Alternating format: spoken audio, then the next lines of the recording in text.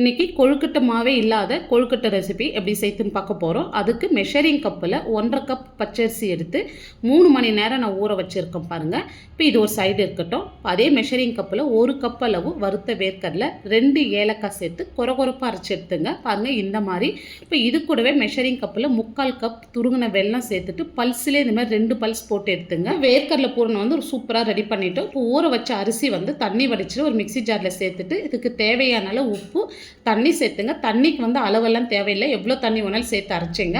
இந்த மாதிரி தோசை மாவு மாதிரி நைஸாக அரைச்சி எடுத்துங்க. இப்போ ஒரு பேனில் 2 ஸ்பூன் நெய் அரைச்ச மாவு சேர்த்துட்டு ஃப்ளேம் வந்து மீடியமாகவே இந்த மாதிரி கலந்து விடுங்க. மாவு நல்லா வெந்து இந்த மாதிரி மேலே வரும். அப்போ வந்து கொஞ்சம் கலந்து விட கஷ்டமாக இருக்கும், இருந்தாலும் நல்லா கைவிடாத கலந்து விடுங்க.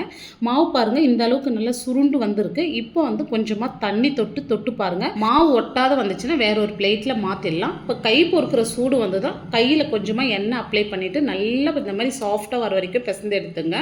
இப்போ தேவையான அளவு மாவு எடுத்து வாழை இலையில் நல்லா மெலிசாக தட்டி எடுத்துங்க. இப்போ நம்ம வேர்க்கடலை பூரணம் வச்சுட்டு வாழை இலையோடு அப்படியே வந்து மடித்து விடுங்க. இப்போ இதே மாதிரி நம்ம எல்லாமே செஞ்சு எடுத்துக்கலாம்.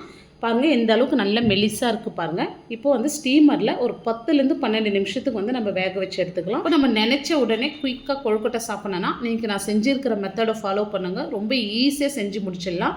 இந்த வீடியோ டீட்டெயிலாக அளவுகளோடு பார்க்கணுன்னா கீழே இருக்கிற ப்ளே பட்டனை கிளிக் பண்ணி பாருங்கள். இந்த வீடியோ பிடிச்சிருந்தால் லைக் பண்ணிட்டு சப்ஸ்கிரைப் பண்ணிவிடுங்க.